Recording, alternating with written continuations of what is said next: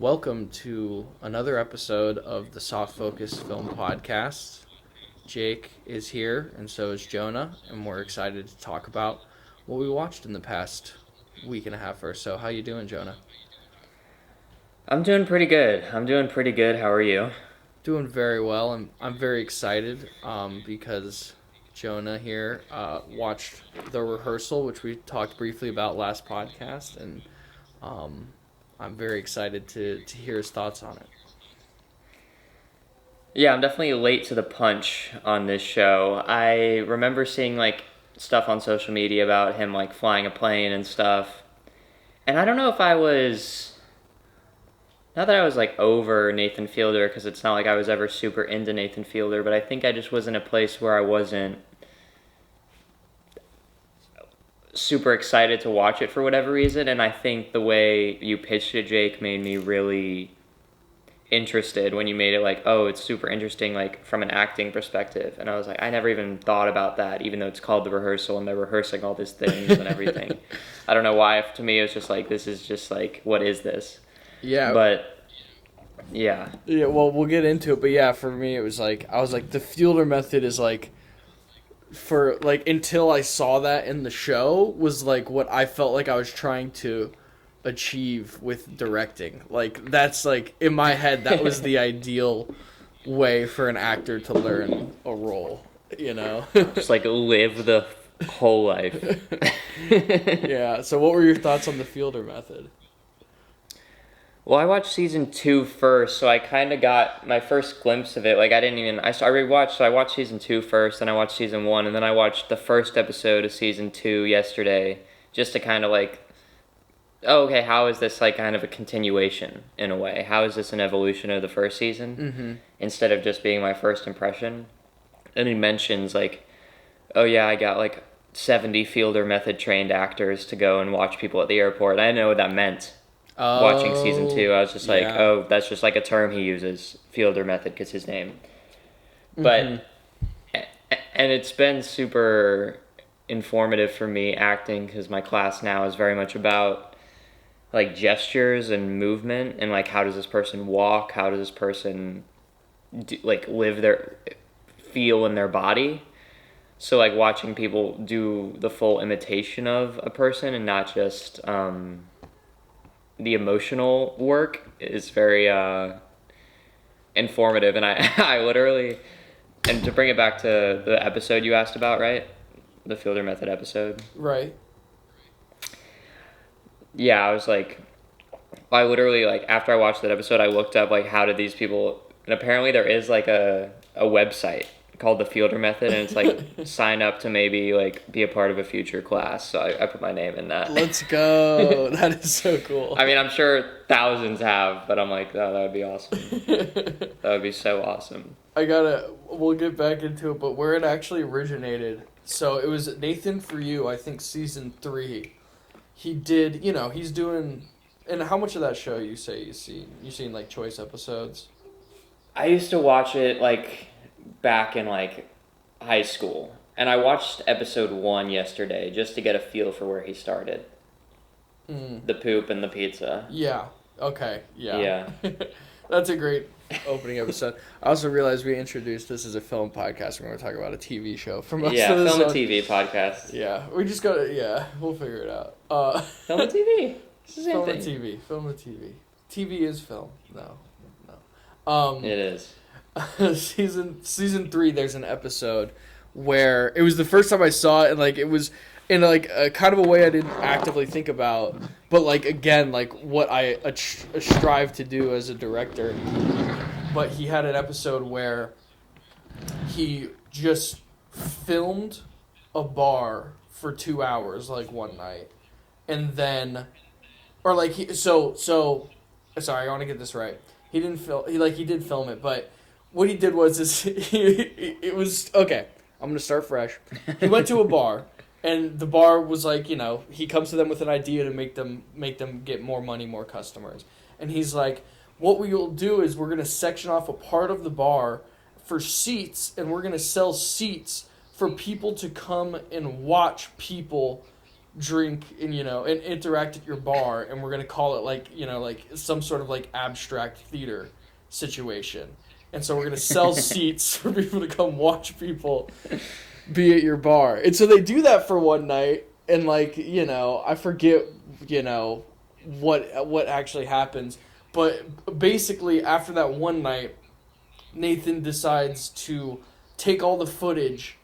And this is the first time he implements the Fielder method. I don't even think it wasn't even called that at the time.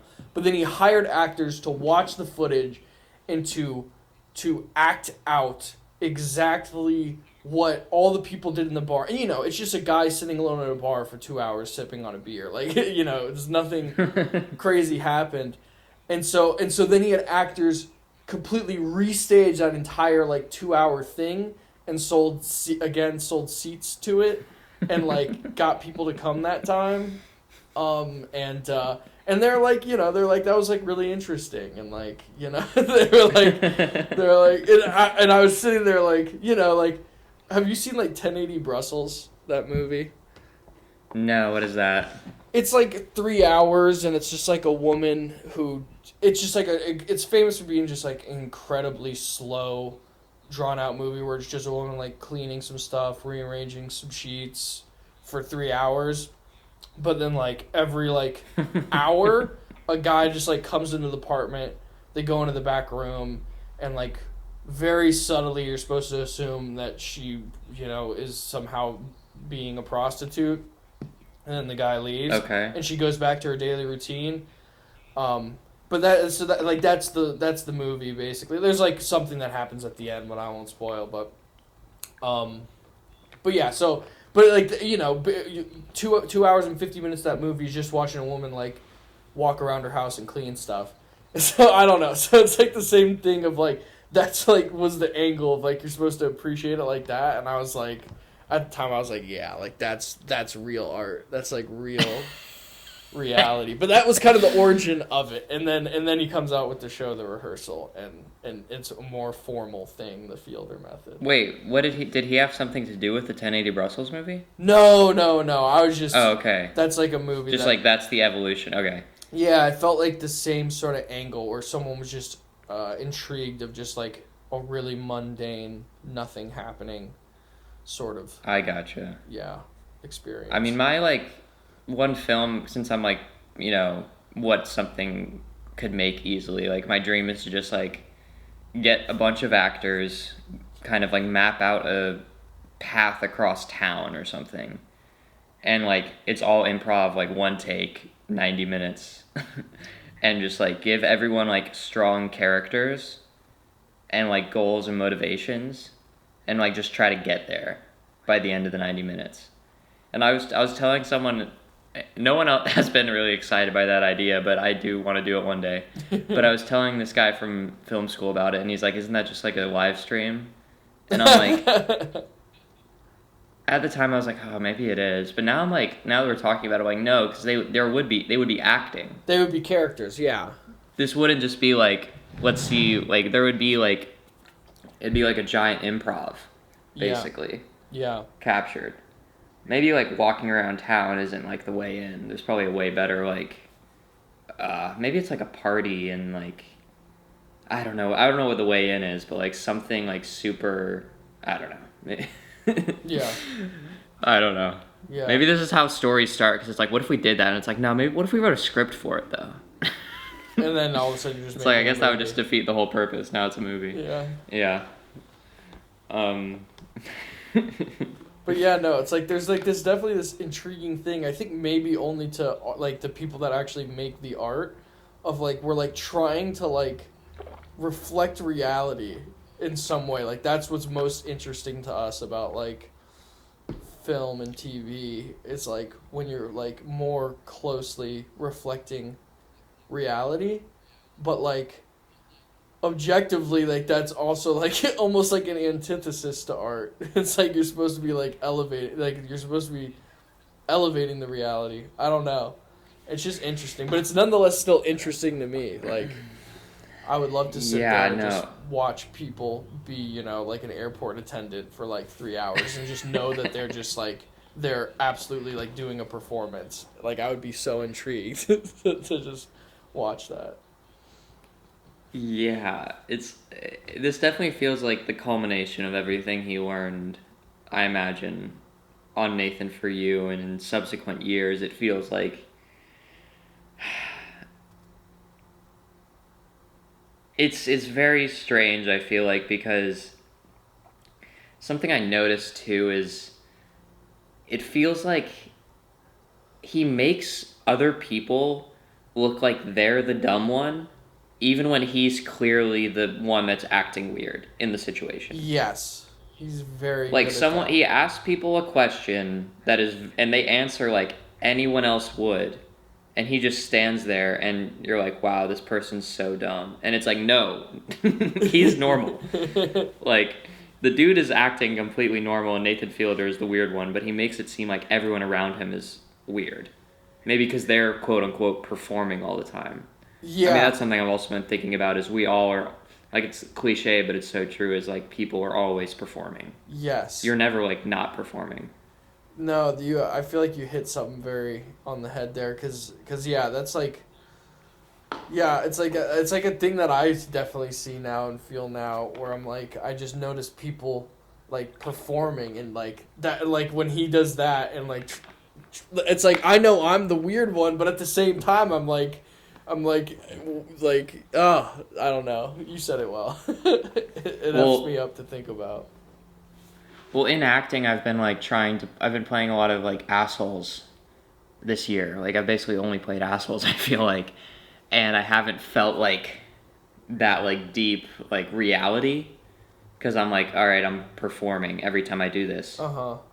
But, and I was like struggling one week, and the teacher was like, I was like, yeah, I'm just like, I don't know. I'm like, I feel like I had more fun with it this other week we did it. And she's like, what if this guy has fun being an asshole? And it was like a small note, but it really opened it up. And it's like, you know, all these people that we know that are assholes, they're not like inherently assholes. They think they're just having fun, you know, and joking around. Yes. But we view them, and it's almost, and it kind of was like, oh yeah, maybe in real life sometimes I'm like about to pass someone I know in the street. I'm like, all right, I got to put on a performance for this 1 minute I interact with them. Yeah. So it's kind of like, you just start meta improving. in a way. You just start improving. I mean, no, I like it. It's like the reality, the reality of the scene is also. I'm not performing for the audience, but I'm performing for like my scene partner. Yeah. Do you know what I mean? Yeah. Yeah. Amidst the actual performance, you're saying. Yes, the performance is not for anyone watching. It's for the people I'm interacting with. Yeah. Like as we do in real life. Yeah. No, it's trippy stuff to think about, because it's like, I beat myself up, like what you described, like where like you run into someone and you just kind of like 1 minute, and then 1 minute's over, and you're like, what the, like, who the hell was I for that past just 1 minute? You're like, yeah, it's like, why'd I say that? I sounded like a complete ass for just like a minute. And it's like I'm not trying to hold myself to like some version of myself. It feels weird when I notice myself slip into just like a weird character, you know, and I'm not just being myself. It's weird, dude. No, and I see other people do it, and I see myself do it, and it's like, what am I doing? Like, this isn't me. Yeah. Like, I've definitely, I've seen, it's so weird. It's so weird. Yeah.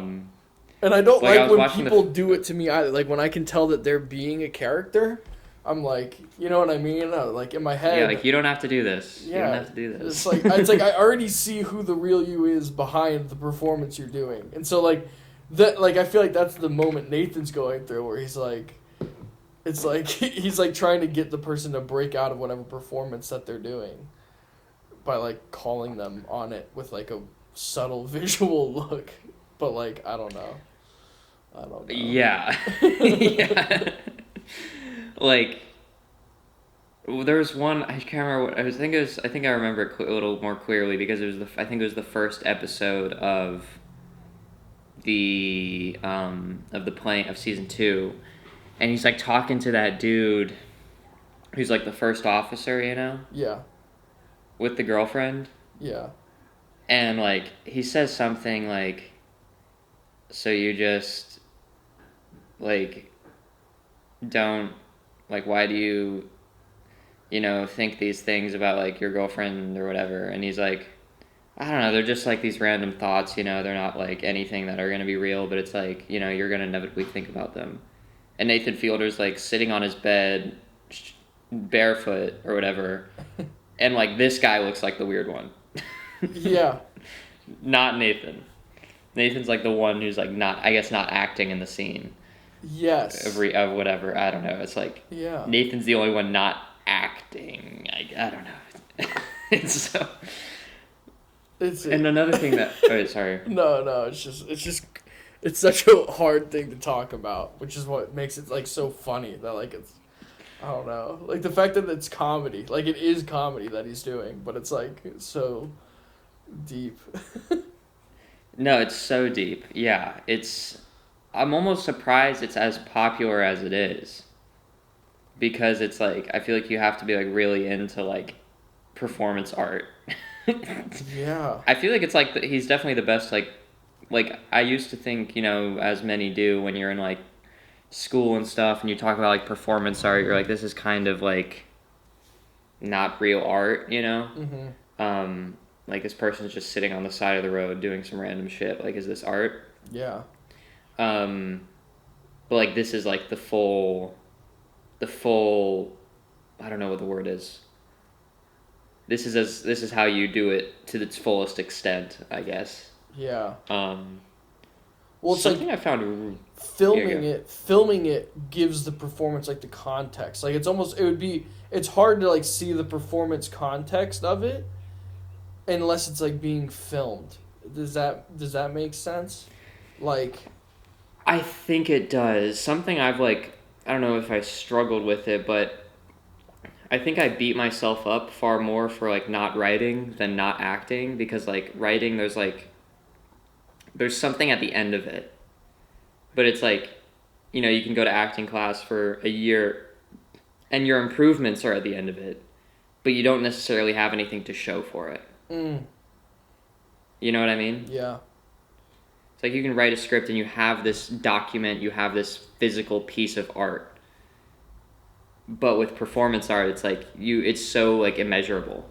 Yeah. You know? Yeah. Unless you get in a movie or something.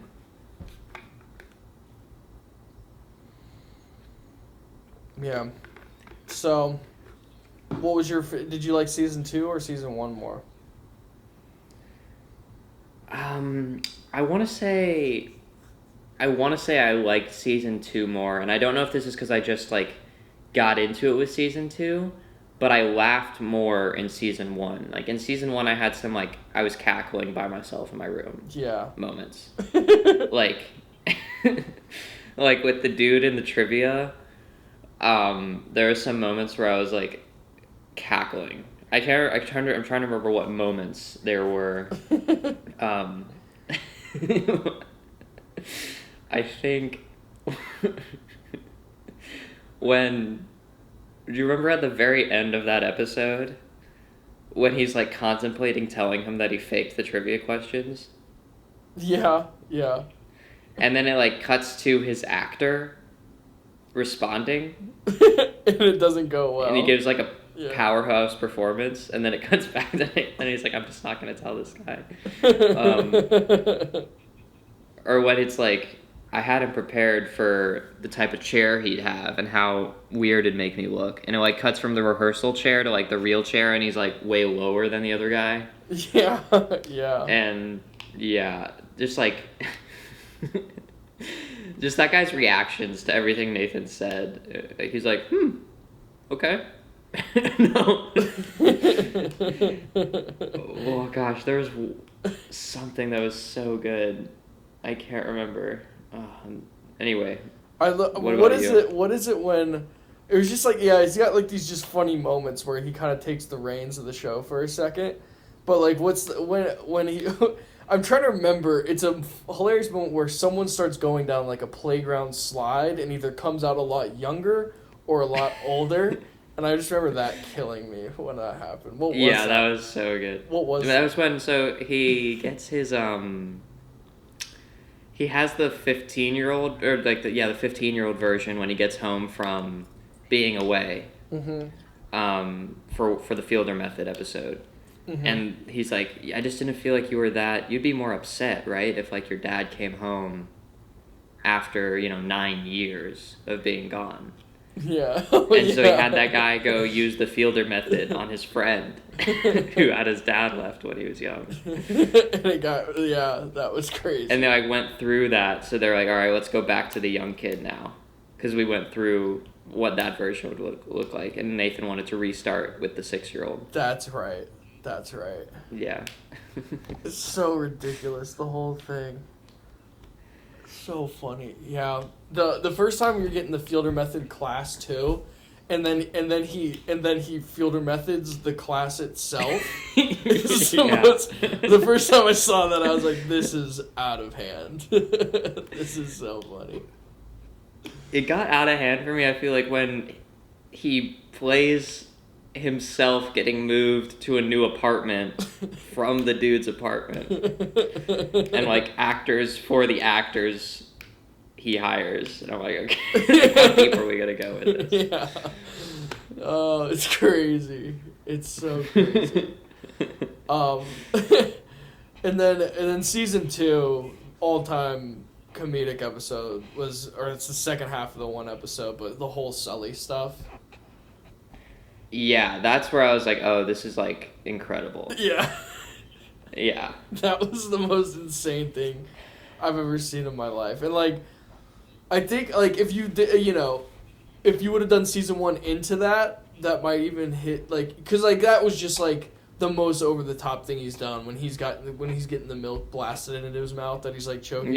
Yeah. Like that's I was like, this is insane that this is where this is all come to right now. Well, that's where I watch it. I'm like, how is this dude not laughing right now? He's so like there's got to be some bloopers where he's laughing, because this is ridiculous. There's something to like, if you're trying to get somebody to laugh, like you can't laugh. Like you've got to not laugh. No. But then I say that, and then I'm like, the one exception I can think of is like the comedians' podcasts, because they're always laughing on their podcasts, and I'm laughing with them. So. Well, we love on SNL when people break too. We love when fair. people break and laugh. That's fair. Yeah. It just depends if you want to really commit to the bit. It's probably even. It's like this other level of like, I don't know if I should laugh or not. I don't know. Yeah. Yeah. So, I don't even know, dude. The season 2 was wild. Like season 2, was like a cohesive thing where it felt like he knew where he was going and what he was doing throughout the whole thing. Yeah, I dug that for sure. Season 1 felt like a lot of discovery. Yeah, just along the way. A lot of random stuff. I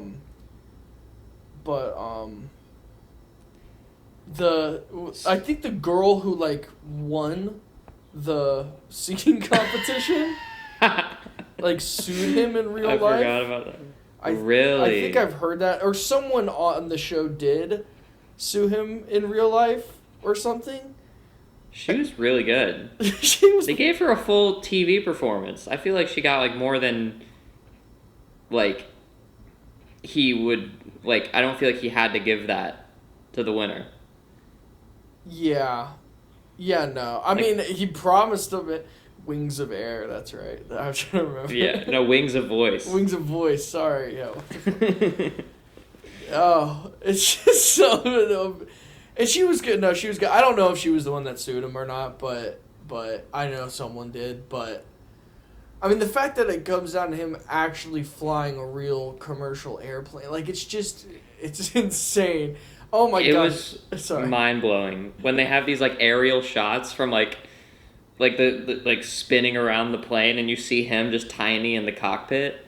Yeah. It's just like, this is ridiculous. Yeah, it's like it's like he somehow designed his like entire being into like, if he's doing anything seriously, it's funny. And so it's like all he has to Yes. do is take things seriously, and it's making us laugh. And I don't know what that is. It's so funny how, like,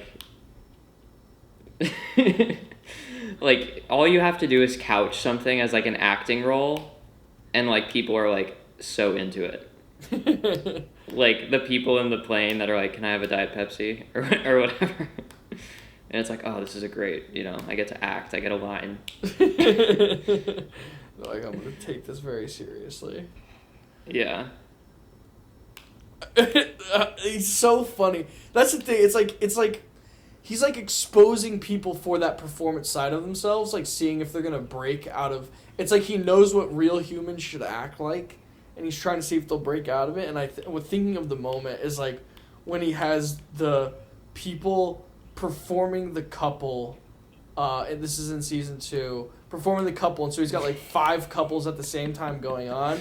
And then he invites, like, the significant others to come watch it. That was crazy. And it's, like, the girl, like, heavily making out with the guy starts taking off her shirt. And he's just, like, sitting with the guy. He's like, you're okay with this? And he's like, yeah. And you're just, like, I'm like, anyone on earth is, like, it's, like, in that scenario, at least, he did a really good job of making that guy look like the weird guy. Because, like, it is weird. Like, that whole situation. No, it's totally weird because... It's weird because it's not like they had a script and they were following it and they were acting. Like, it was explicitly, like, a choice. Yeah. That's where it got weird because he goes up to them and he's like, how far are you willing to go? I thought people were going to, like, start having sex. I thought it was going to on go the there, couch. too, dude. I thought it was going to go there, too. And... yeah, it was weird. And, like... I feel like I could tell, like, some of them were definitely, like, not acting. Yeah. Like, they were just into it, and it's like, okay, this is weird. Like, it's not like they're improv. Like, I think some people are, like, improving fights and stuff, and, like, I'm like, that is more fun, like, interesting. Yes. As an actor. Other people just started making out in ways that couple would have never made out. Like, that was what was funny, is, like... Their interpretation of that couple was even wrong. Like, it was like they were just clearly were just too oh my attractive gosh, people. that's such a great point. Yeah. That is not, like, they stopped playing their characters at all. Yeah, exactly. Yeah. Exactly.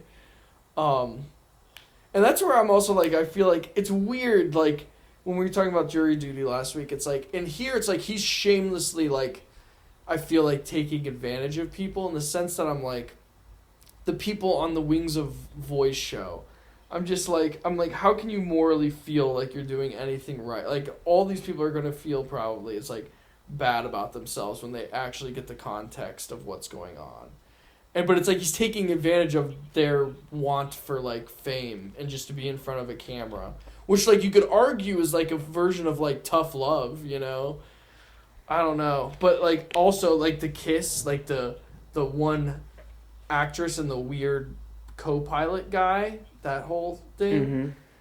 I'm just like, I get you're trying to get this guy to open up, but, like, I don't know. Is that doing him a long-term favor? I really don't know. I feel like it would help if it wasn't all filmed. Yeah. Like, now it's like, does he look back on that and, like, is he embarrassed of how he was represented? Because the thing is, if you watch, like, he's probably watching himself going, that's me. So why should I feel weird? You know what I mean? But he just couches it and edits it and has his reactions put in a way where it's like, it looks weird. Like, when he's, like, playing the drum thing for the girl, Yes. Like, that's not weird. It's like the way the way he edits it, it's like he's making this guy look weird. Yeah, it's like he's like making fun of the guy with, like, the tools of filmmaking. Like, yes. Without outwardly doing it. He's just like, he'll edit it in a way that, like, highlights, like, making fun of the guy for being, awkward. Oh wait, can I bring it back to season 1, something that I was thinking about? Yeah, for sure. When I think it was the second episode with the numbers guy. The dude oh that's my obsessed with gosh, numbers. the numbers guy was insane. Like the shit where she's like, "What's your dream?" And he's like, "To play in the NBA." And I'm like, "Oh my god, dude." Like, and like they go to his house, and then there's like that moment where like they cut to like a moment where he's fighting with his roommate, Yes. and it's like, how did they get this on film? I don't Like, know. is this real? I don't know, but that's another great example of like, it's like this weird thing where it's like the one person's acting more sane than another person, but like is the more insane person, like you said with Nathan. Or like I just remember that fight scene, like that guy was being all chill and the roommate was like pissed at him, and it's like anyone objectively watching that is like understands why the roommate's so pissed at this guy, but like the guy was playing it so cool. It's like dude, you're obsessed with numbers. Like you're like you are the one that's out of pocket, but like you have no idea. Yeah. I don't even know, dude. He's like step over. They're just like both yelling at each other to fight. Oh my gosh. The numbers was insane. I forgot about that. I saw. Yeah, that guy. Like, I wish he was around more because he was like, he might have been the highlight of season 1. He could have been. He was so funny. He could have been. Yeah, I watched season 1 I think twice, and then I've seen a couple episodes since then. And I'm rewatching season 2 with my brother right now. But I mean, it's just I don't know what's next. I almost felt really sad for Nathan at the end of season 2, whereas I just felt bad because I'm like he's alone like in the sky somewhere, and I feel like he's just like a lonely guy, but I'm sure he's fine. But no, I feel like he is a lonely guy. Yeah, for sure. I mean, aren't we all at times? Facts. You know. Facts. But what I realized what he did with the last episode, right? Because he doesn't rehearse, goes and tries to talk to the guy, and it's like this is where I wonder if he's really even trying to help someone, because he's like. Because he pitches the guy the idea. He's like, well, what if we... What does he actually pitch the guy? He pitches him like, we'll have people, like, rehearse. No, I wanted, this is something I was thinking about too, is like, okay, this was in the realm of reality until the solution came about. It's like, okay, now this isn't even like before it's like, we're in a place where everything he's doing is weird, but it makes sense. Mm-hmm. This got to the point where it's like, I mean, I started to see the outside looking in, where it's like you just wanted to fly a plane for a show, and like the whole, we're gonna have the pilots role play solution is like, there's a better solution than this. Yes. You know? Yeah, like the Captain Blunt in All Ears was like, okay, this is kind of too silly. Yes. To be in the realm of reality. Yes, it's like you could have never actually thought that that was going to be something that was implemented. But what you discovered, right, which is a real thing, a real solution, is like just to somehow get the pilot and co-pilot to facilitate some sort of conversation between them beforehand. I felt like that was the real situation. Just to get them talking, before they actually get in the cockpit. But when you, make it a whole script and stuff, it's like, clearly that's never going to be an implemented thing for every airline across, I don't know. Yeah, I mean, I could see it in a way of okay, before we go up, let's say these things to each other as kind of a joke. But, it would never be implemented at the same time. It's like, maybe you do a thing where it's like, we get to know each other, and we also acknowledge, just some acknowledgments about if I have an issue, we have to talk about it. Yeah. Yeah, it's like there was a real solution there, but he opted for the comedy instead of the positive change. And I feel like there still was something that would be a little bit of both. I mean, he did kind of get me a little bit on board when he was like, the pilots can read these prompts to each other before they go up in the sky, and they will also bond over how dumb it is. And I'm like, that's probably true. Yeah, that's a deeper, extra level to the whole thing. But yeah, there was a better solution after all this work, to actually maybe make a difference. And then he went for the way that's okay, that will never be implemented. Yeah. So that was a little disappointing. And that ends, right? And then I realized, it took me a second thinking about it, what he did with the last episode, what the whole last episode is as he was like, it was basically a shot at the airline places for like not prioritizing pilots' mental health, right? Because if they reach out, then they might get, taken off like from their license or whatever. Yeah, that's crazy. He was basically like, he's like, what this last episode will do is I'll show them that it's like he's like I'm not mentally well enough to be a pilot, but I bet I can go become a commercial airline pilot. Like I felt like that was his angle, where he's like, and like that's the final line of the show. I'm pretty sure it's like something along the lines of he's like in the sky at night flying the plane, and he's like if he's like I must be all right if I can do this. Yeah. you're like I get it. Like, he makes his point that way, and I don't know. It's interesting. Yes, that's a good point. That's a good point.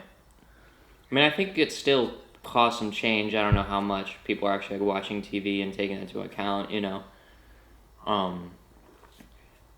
Yes, I wonder if there is any like actual change from this show. Well, it was interesting too because the whole thing that this stemmed from, the book, like heard of the book Outliers by Malcolm Gladwell? I've heard of it, yeah. Yeah, it's just one of those that everyone talks about. Like, basically, like, it's like, I think the book's like 13 chapters. One of the chapters, the longest chapter by far, probably 50 to 60 pages, is literally about what that season 2 is about. It's literally like like how he reenacts all the black box recordings of the plane crashes at the start of the season.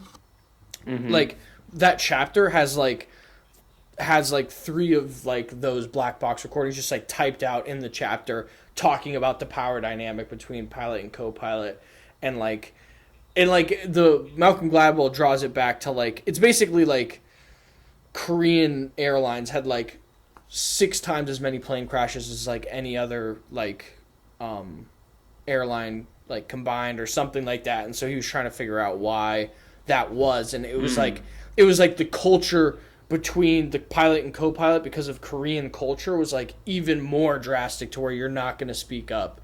But that I found it was interesting. As soon as the season started, I was like, oh, he's literally just doing this Malcolm Gladwell book, which I feel like had people address the issue, like the issue he's trying to address. But yeah, I don't know. It probably did do some change, but I'm sure it's done something. Like I feel like it's something like a lot of pilots will watch just because it's like, oh, this is my field on display. I'm gonna watch this. Like I feel like in the pilot community, it's like it's like The Bear for chefs. Yeah. You know. That's apt. Something else I noticed when I was like, because I was like reading about like I can't remember what I was looking up. I was looking up something about like the Sully episode, and I came across an article, and it was talking about how, like, I think, is it Effervescence? Is that the name of the band? Evanescence. Like, even that plot point, like, I hate to be a party pooper, but, like, in the article, it's like that, he says in the episode, he's like, I saw a band mentioned more than any other band, or whatever. And it's like, apparently in the book, it's only mentioned once. Oh. So that's like a completely manufactured joke. Yeah. You know? Well, it's because everyone knows that so song like, too, damn. and like, yeah. And yeah, it's like, no, the joke works, but it's like, okay, obviously Sully wasn't listening to that. You know what I mean? Yes. Yeah. And it's super funny, but like, you know. Yeah, it's all just, and that's the thing. It's like he's tricking us because he does the whole clown thing at the start. He's like, can comedy really make a difference? And I feel like he's not really trying to make a difference, but he wants us to think he is. No. I was looking up because I saw it was nominated for Emmys, so I'm like, oh, is this like a reality show, or what is this considered? And it's considered a scripted show. Interesting. Well, it makes sense, too, in the way because there's so many actors in it. That is true. You know? Yeah. And like, there's definitely times I'm watching where it's like, there's no way this is just like a spur-of-the-moment thing. This is definitely like a scripted moment. There are a lot of scripted moments, so maybe that's why. Another thing that made me like laugh so hard was like the Dr. Farts thing in season 1. What? Remind me. He has his little kid, play like he makes like a little short film with his little kid. Uh-huh. And he's like, "Hi, I'm Dr. Farts. Welcome to the doctor." And he makes him eat poop and stuff or whatever, but it's like a candy bar. Yeah. And the mom is like, "I can't believe you had your own son eat feces." And he's like, "It's comedy. It's sketch comedy. Have you seen Key and Peele? It's like and he like talks about, he's like trying to explain sketch comedy to her. I don't remember that, but that was funny. Oh, it's so funny. Yeah, I'm gonna have to send you or let you know which episode it is with the whole bar thing I was telling you about, just so you can. Yeah, I feel like I'm probably gonna watch that show now too. Dude, that show it goes so hard. It goes so hard. I mean, I was surprised how quick it went because I was watching it. It was only like 8 minutes on the poob yogurt, you know? Yeah. The poo frozen yogurt. No, it's like an 8-minute segment. There's like 3 ideas every episode. It's pretty crazy. Yeah, it's crazy. There's one episode which is by far like the funniest. It's like the funniest thing I've ever seen on television. Obviously, I'm not gonna spoil it, but it's like it's in season 1, and it's like it's insane. It's an insane moment that is just so funny. It's like a real life moment that's captured, like that is just like, you know, it's like lightning struck, and it's just the funniest thing ever. Me and my brother watch it and just die laughing. So when you do watch it, I'll have to. Oh yeah, I'll probably have season 1 done at least by the next pod. Perfect. Another thing that I thought was super interesting was season 1 when he had that dude like trying to get his will back, trying to get the money his brother owed him, you know? Yep. And like he has the full blown like experience basically, and he was like maybe that was enough for him, you know, because he didn't come back. Yeah. And it was just like I thought that was a really great like reflection on acting a little bit. Yeah. Where it's like reaching that emotional pinnacle is like enough sometimes. You know, you don't need to like necessarily like it's cathartic to just go through the motion and do it, even in like that fake scenario if it feels real. Yeah. It's like because then it's like, is it real? You know, if you felt all the things that you would feel, you know, isn't it real? Yeah. Yeah. And like that is what we do like in our heads, you know, and I know he talks about it in season 2 a little bit too, but like it's like we were like I mean that's the thing, I don't know, am I just as autistic as him? Because I'm like, does everyone not rehearse things? You know, I don't rehearse everything, but like when you got something going like that you're like anxious about, you do rehearse it, and like you'll rehearse it and you'll go through it one way in your head and you'll be like, okay, and you like learn from that. Like you kind of go through the emotional experience in some way, and so then you approach it differently when you're actually doing whatever it is that you rehearsed. Is that you know what I mean? Yes, I think I used to do it a lot more. The rehearsal thing, like mental rehearsal. Yeah. Because I think I used to do that, and then I would go into it, and it would just always be so different, drastically different. Yeah. Than anything, because like I'd go into it, okay, maybe they'll say this thing or they'll say this thing, and then I'll have a response to that thing or that thing. Yes. Then it's like what comes out of my mouth isn't what I rehearsed ever. It's like the dude in first episode where he's like trying to apologize for not having a master's degree. It's like I'm not gonna say what I rehearsed, and then that's gonna mean the responses are not gonna be the same that you thought. And then so now I'm just in the dark. Yeah. So it's like I gotta just improv it now. Yeah. Like, it's just I can't do the rehearsal anymore because it just like constrains me. I feel like. Yeah, and I feel like people that I don't know that like that make you uncomfortable because you feel like they're always kind of in a performance are like. They're too tied to the rehearsal. Like they stay in whatever interaction it is. They stay tied to the rehearsal. And the thing is, it's not like everything's always planned off, but like at times you feel like they're sticking to like a character of themselves, and like that's what feels weird. I don't know. No, you're right. Yeah. You're right. I don't know. Cool show to make you think about all this stuff, though. really is. Yes. Like even though like when the dude like kissed the girl on the cheek, like I thought that was pretty incredible because like all they had to do was play characters and it was easier for him. Yeah, you're right. Like it's kind of great. And like that one lady who was like trying to flirt with him super hard, the older lady. Do you remember that? Yes, yeah, I do.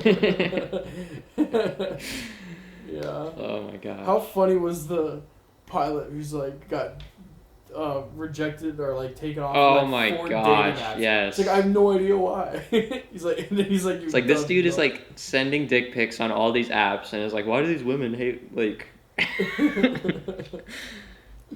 Like, do some self-reflection, No, so bro. like, that's like, a guy that like picked a character for himself and is just like writing that out to the end.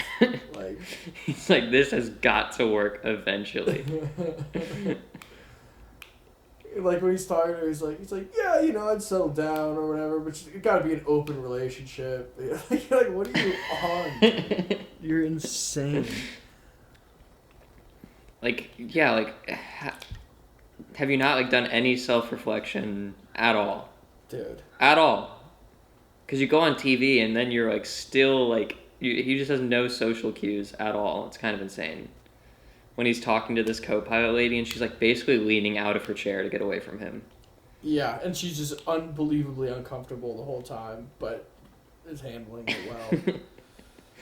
No, she was based. She was based. She was good. I feel like it's like the two extremes of life. It's like somebody who has no self-reflection, therefore will then have no self-awareness, and like is therefore just like completely buried in a character that, you know, that they built up for themselves, or on the other side of the spectrum is like somebody who's hyper self-aware. You become deeply neurotic, and like you're just you're so nervous you can't do anything. You're anxious. I feel like those are the two ends of the spectrum of like how you can approach life, and you're trying to land somewhere in the middle of those two things. Oh, that's a good point.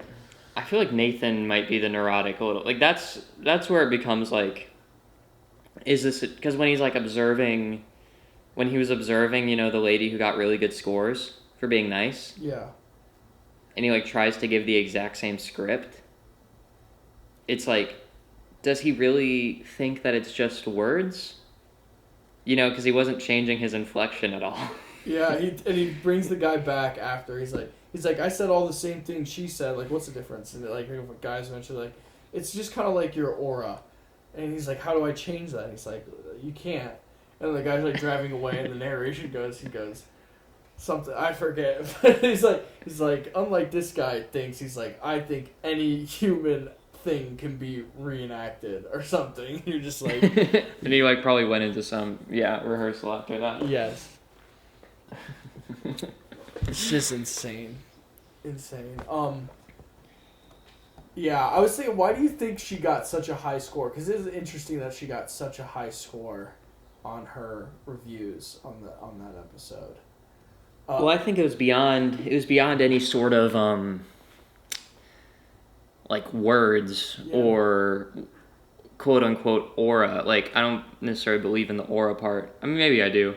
But it was like she genuinely seemed to like see these people as people. Mm-hmm. Where Nathan doesn't seem to see you as people.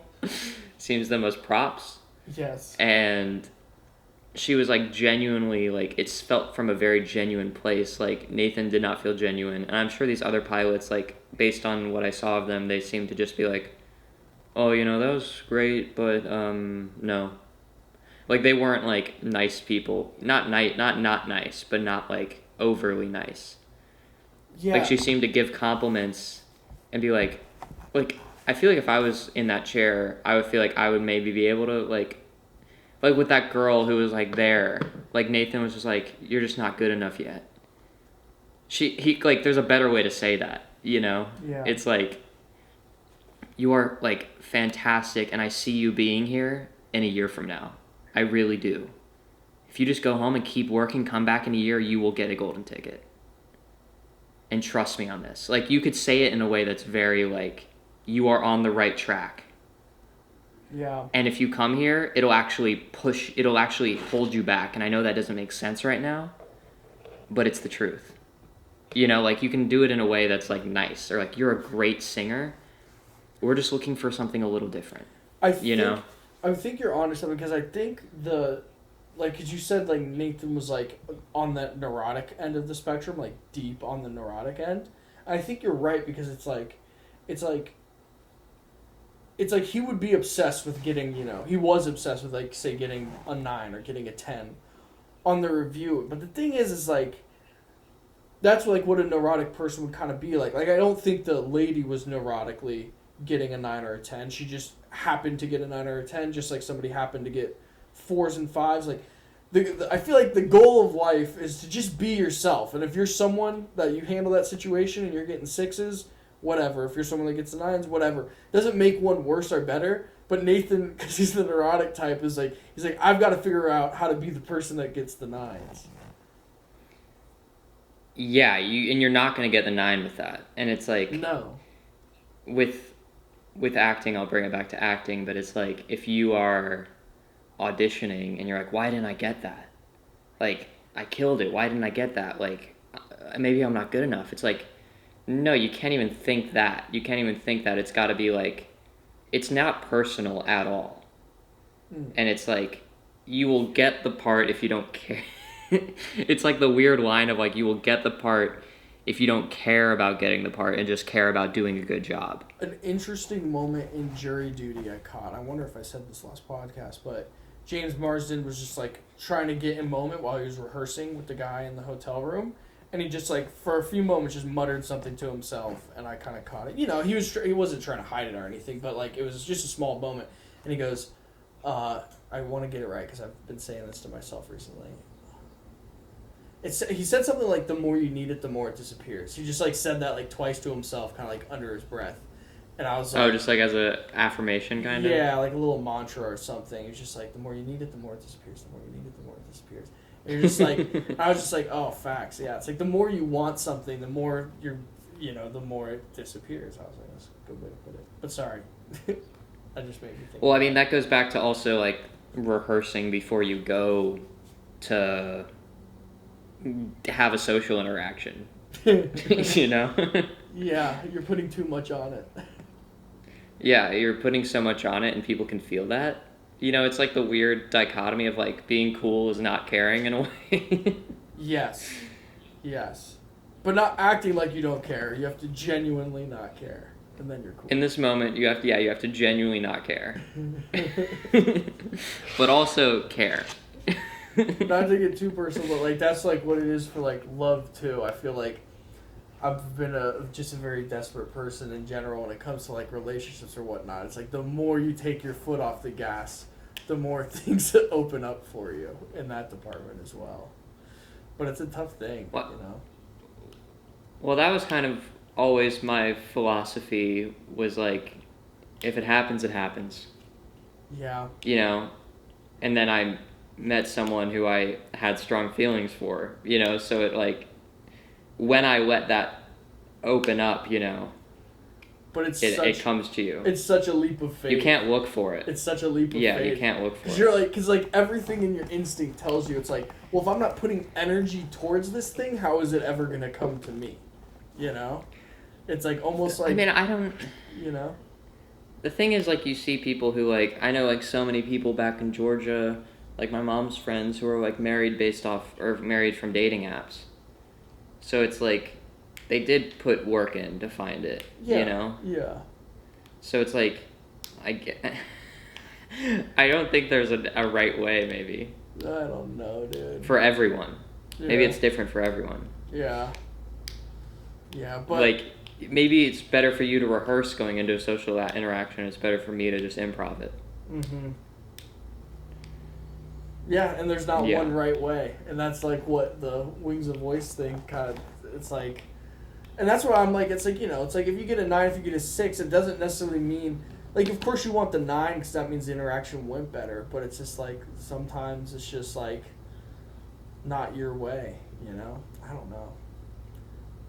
Crazy stuff.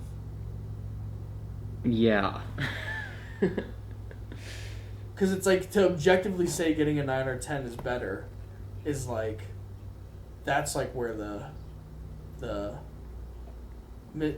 where something goes wrong. You know, it's like maybe it's better for the person if it goes more like a 6, because then they'll be, you know, harder on themselves and work harder to become a better musician. You know, or maybe that's just like one. Oh, wow. Just like one of the people, it's better that they kind of get some tough love.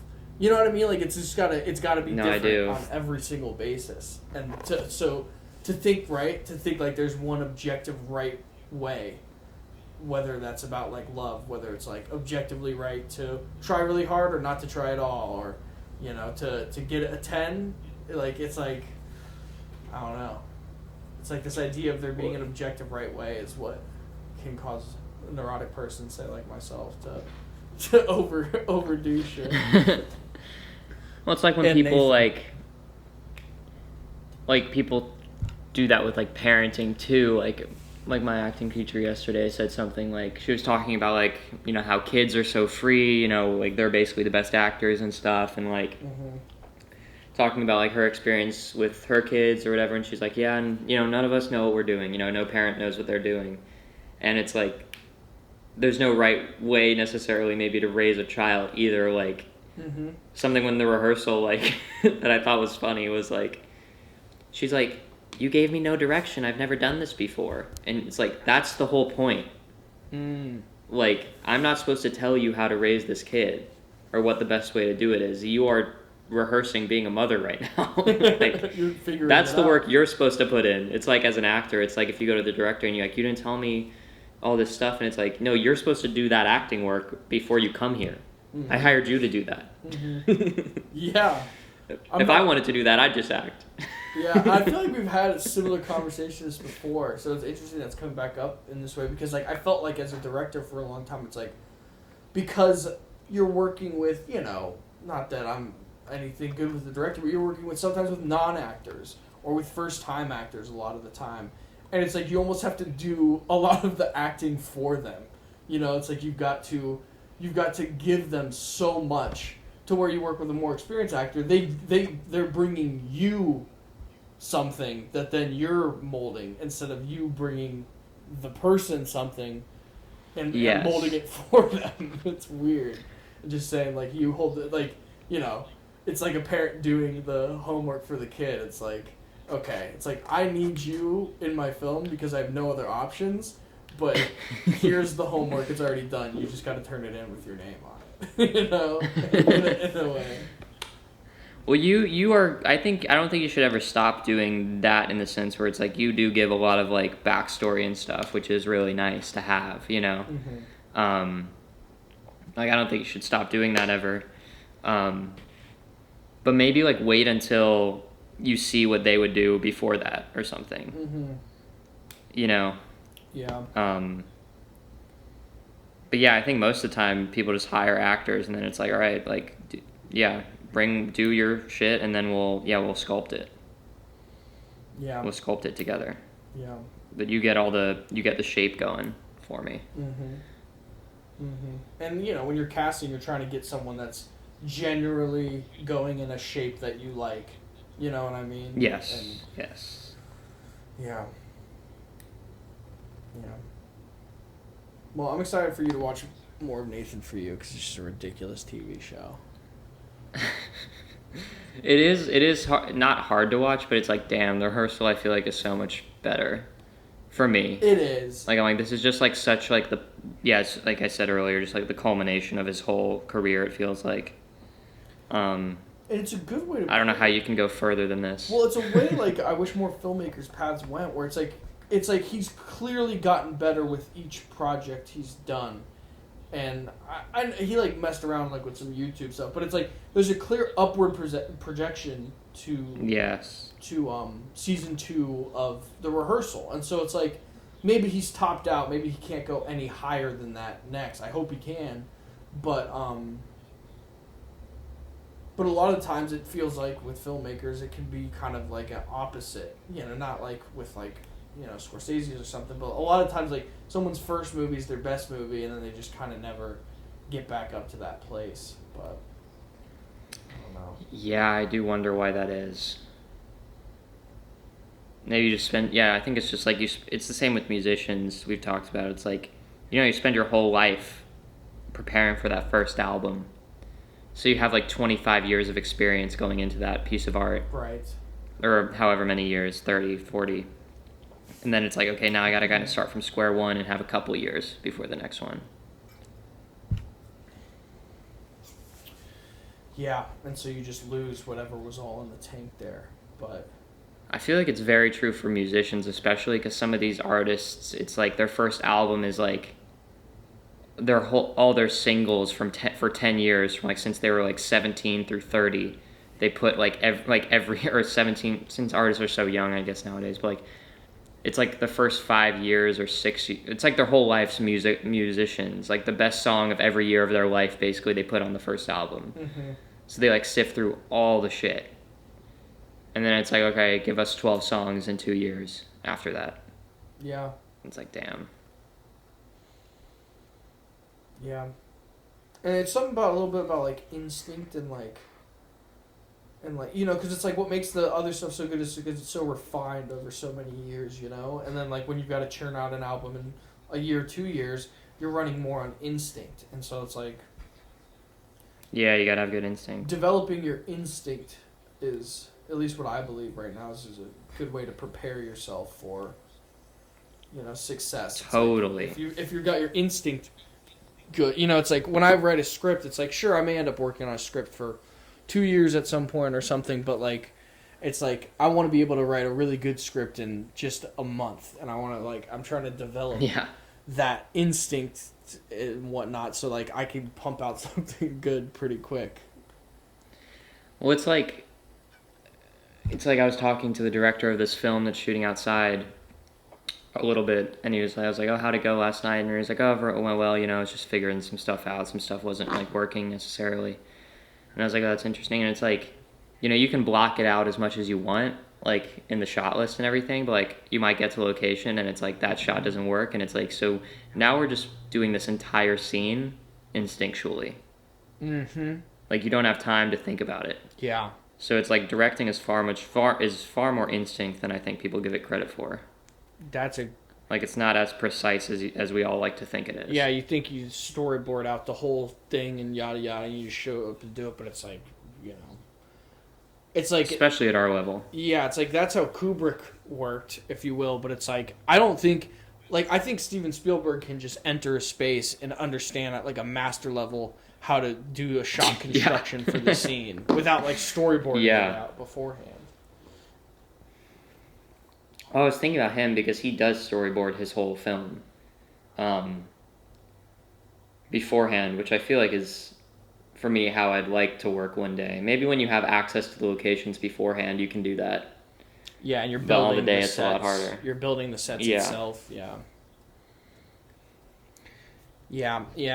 I want to be like that too. I just know personally I need more hands-on work with like cameras and light. It's like if I'm gonna really like, if you will, Kubrick it and know what every shot's gonna look like in my head before we even shoot any of it. It's like I feel like personally I need to understand the equipment a lot more, because like right now it's like I understand it a little bit, but it's like if I do direct something, it's gonna be very much just all instinct because I don't have the knowledge to do that side of it yet.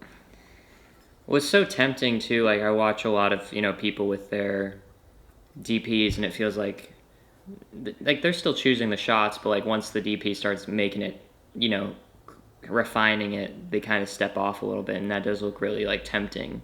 Mm-hmm. To kind of just let the DP go and do his thing. Yeah. And I feel like it would probably make my work better. Well, that's how I would do it for sure, because I'm like I want their understanding to bleed through a little bit, because it's like, it's just I don't know. Yeah, definitely. Well, they're studying like just that aspect of it, so they have a way better mind for that sort of thing. Mm-hmm. Yeah. But then the total filmmakers, the greatest directors, their DP's more so just a glorified camera operator. It's like Christopher Nolan knows exactly what light temperature he wants, what framing he wants. You know what I mean? Yeah, I do wonder about that. Because I do, like, you look at, I think about, like, directors like that, and I think he had, like, the same DP through, I want to say it was through, like, Inception or something. And then he went to Hoyt. And now, yeah, and it's like, that's got to kind of suck a little bit to be, like, the guy for him, and then he kind of just bails on you. Yeah. Like, at his peak. Well, it was, like, probably that first DP was, like, you know, making some of the framing choices and whatnot, but then he just got so good that he's like, I don't really need you anymore. I need more of, like, a collaborator, because I know what I want already, so I don't know. We'll find out one day. Yeah, I wonder. But yeah, one day we'll be on set with him. We can ask. We'll get to watch it up close. What, you watch anything else good in the past week or so? I don't think so. I was toying with maybe going to see Eddington. Me too, yeah. But I didn't. Did you? No, because I'm on my thing where I don't want to see a movie alone, and I can't. There's no one that'll go see that one with me. That might be a tough one to get a person to go with you for. Yeah, Ben wants to see Jurassic World, the new Jurassic World, so I might end up seeing that next. Oh, tell me how that is. I do need to. I feel like I need to see that. That's like a movie. I'm like, I got to see that at some point in theaters. Like that's a theater movie. Have you seen the other ones? All the Bryce Dallas Howard ones? Yeah, I've seen all the Bryce Dallas Howard ones. I thought the last one was bad, truly atrocious. Yes. That's what I said to Ben. Just like a movie you watch and you're like, this is the best idea you had. This is what we pumped out. Because I was like, seeing dinosaurs in like modern places would be interesting, but they didn't even like steer too much into that. They were just too scared to do that for whatever reason. I don't know why they like would not do that. Oh. Just do like a fucking small town or something. I don't know. Like a city. Yeah. Yeah, I don't know, but yeah, that one was so bad. I told Ben, I was like, "You want to?" He was like, I was like, "Are you sure you want to go see it? Like, what if it's bad?" And he was like, no, I love all those movies. I like the third one. He's like, oh yeah. And I was like, all right, you know. They're all like at least enjoyable, I guess. You know. Yeah. To an extent, and I like Gareth Edwards, so I feel like he did a decent job. Yeah. Yeah. What's Colin Trevor? I'm gonna see. Is he doing anything? Gosh, he's had a bit of a weird career for sure. What was his first movie? Yeah, I think it was Safety Not Guaranteed. Which is a great movie. Yeah, it is. That's like his peak, I feel like. I thought Jurassic World was fun. Jurassic World had its moments for sure. Yeah. And then the second one by J.A. Bayona was Oh my gosh, was that J.A. Bayona? It was. He's like stuck doing the Lord of the Rings stuff, I think. Oh, that TV show, right? Yeah, right? Oh, yeah, I gotta watch that, because I forgot about that. Because A Monster Calls, did you see A Monster Calls? I remember really liking it. Yeah, it was sick. But I remember that day being like kind of a slog of a movie day for me, because it was a double feature of A Monster Calls and Patterson. Ooh. Do you know the movie Patterson, the Jim Jarmusch? Yeah, was that the first time that you saw it? Yeah, this was in college in theaters. Oh, wow. They were out at the same time. So I was like, fuck it, I'll do both. But like, I was just kind of tired by the end of it. Because Patterson's a very slow movie. Yeah. That's a little bit like when we were talking about like 1080 Brussels and whatnot. It's not fully like that, because that one's got more plot going on. But like, just slice of life, sort of. Oh, yeah. But, yeah, it's a good point. Yeah, I want to rewatch that movie. That movie did give me a little special feeling in my heart, for whatever that is. Yeah, it has for a lot of people. I think I definitely would appreciate it far more on a rewatch. Because I remember watching it being like, what is the point of this movie? Like, there's no story, you know? But that is the point, obviously. Yeah. I love me. Too. Like, he's like a poet who's actually a pretty good poet, but obviously, you know, he's a made-up character, but like would never be like a famous poet. Like, I feel like there's something that resonates with all people. It's like we're all kind of like, we have an art form in our own way, shape, or, you know, whatever. And and like, you know, it's near and dear to us and it helps us understand ourselves, but you know, we may never be making money off of it per se. Yeah. It just kind of is a piece of ourselves. I feel like a lot of people connect with that piece. Oh of yeah. it. There's a lot of people out there who are just like writing books, you know, that maybe no one will ever read. Yeah. Yeah. And that's romantic. Like, I like just even hearing you say that. You're like, yeah, like, that's pretty sick. Yeah. Um, What did you watch? Did you watch anything? I did. I watched. I'm trying to figure out which one I want to start with, but okay, I'll start with this. I watched Andrei Rublev. You know this? The tennis player? No. Is that a tennis player's name? Yeah, wait one sec.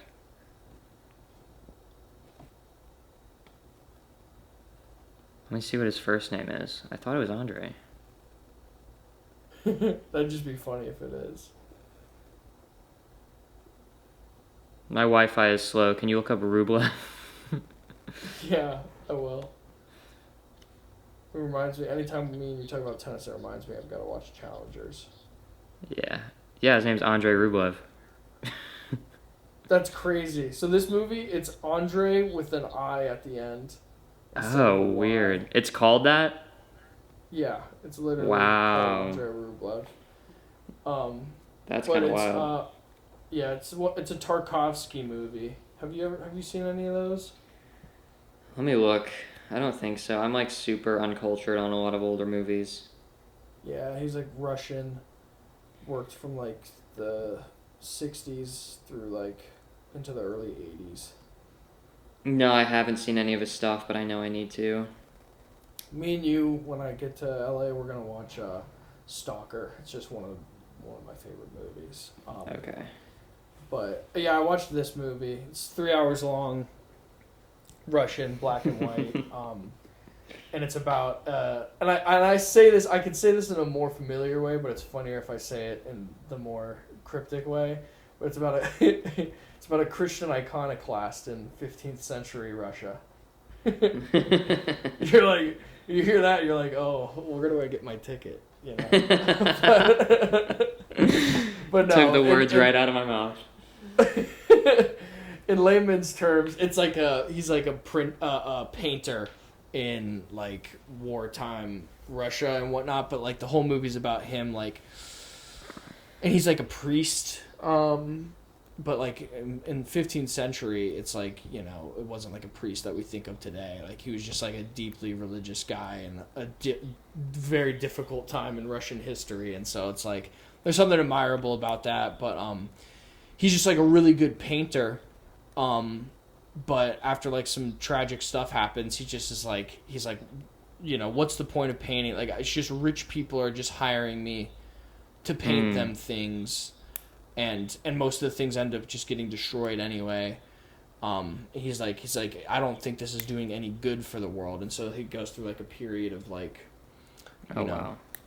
dealing with. He's like, how do I do art to like make the world a better place, and not just to you know, just to do it because I'm getting paid to do it and I'm good at it. Mm-hmm. You know, a bit of like a filmmaker's movie about making films, but like in a 1960s Russian way. And it's a true story. It's a real painter. Interesting. Yeah. It was good, and like that's something I'm thinking about as an artist right now. You know, so it all lined up nicely. Something I've thought about too is like there are far more movies I feel like that are about that than I originally thought. Like the filmmaker making a film about film through this other means. Yes. The Brutalist. Brutalist, obviously. Like a lot of older movies that I, you know, didn't realize would be this way. I'm trying to think of any that come off the top of my head, but like look at like every Woody Allen movie, like the character's a writer, you know? It's like, but we don't care for whatever reason. We're like, not this guy's playing himself, you know, every time.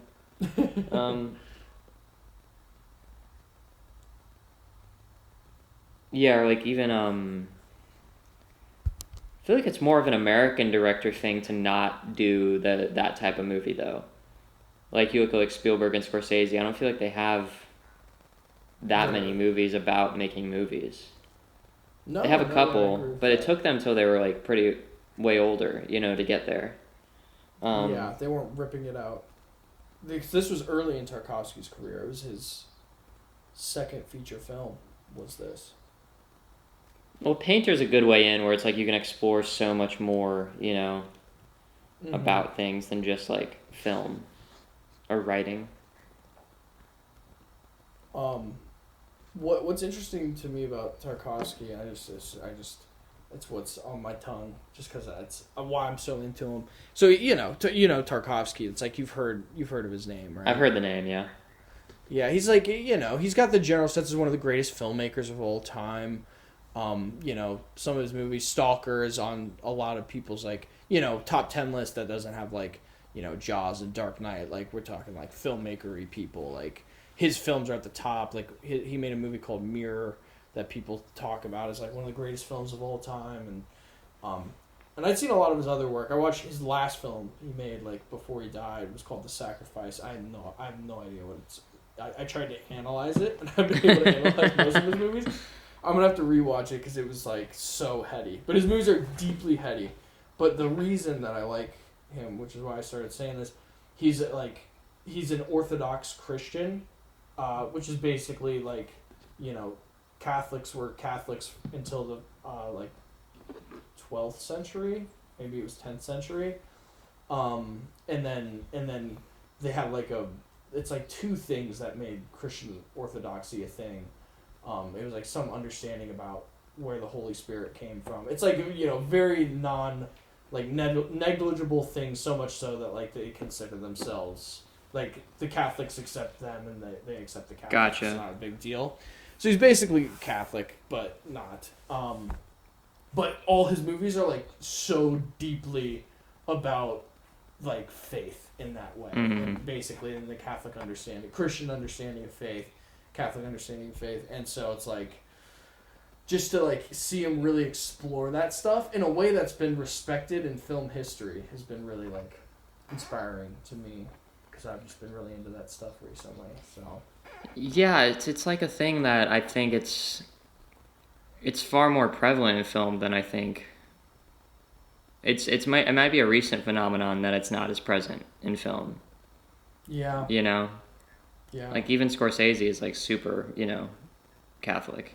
He is, yeah. I read reading, like he thought about being a priest before he became a film. That's crazy. Like, yeah. So like even like the 70s and 80s and like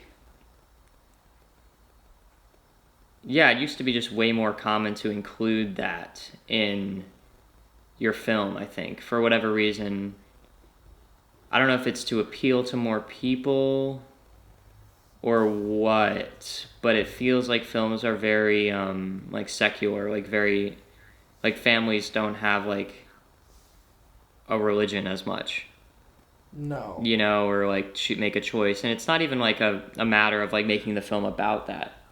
Just like reflecting a world in which, maybe because it was so common, now we're going away from it. But I think like most trends, we'll probably go back to it at some point. And I don't know. Like when you say that it's very religious, what do you mean by that? Do you mean it's just like exploring themes that? Do you think you notice these themes because you are Catholic, or do you think that anyone would know they're there? Like is it about reckoning with faith or anything like that? Yeah, Stalker's the best example of it, and I almost don't even want to spoil what it's about to get you into it, but, yeah, it's like this one obviously, right, was like about, like, a priest, and so, like, it was just interesting, maybe like a Martin Scorsese Silence sort of vibe, where it's like, that's kind of on the head of, like, Christianity, but I think people wouldn't notice it too much, because personally, I think people have a lot of misunderstandings about the Christian faith, Catholic faith. And so it's like, I think it's like somebody would watch Stalker and they wouldn't necessarily say, oh, that was a super Christian movie. But then I'm watching it and I'm like, because I'm I know what's going on. I'm like, oh, I can see him working this stuff in. And then I find out that he was an Orthodox Christian and that was like a big deal to him and whatnot. And then you look at his other work and you're like, oh, like clearly that was all intentionally in there.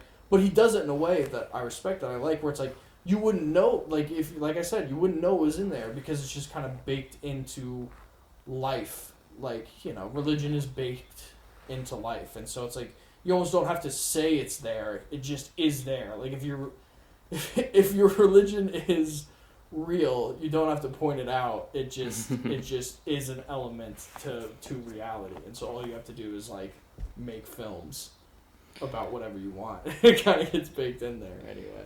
Well, I think that's the way to do it, and I think like when it becomes too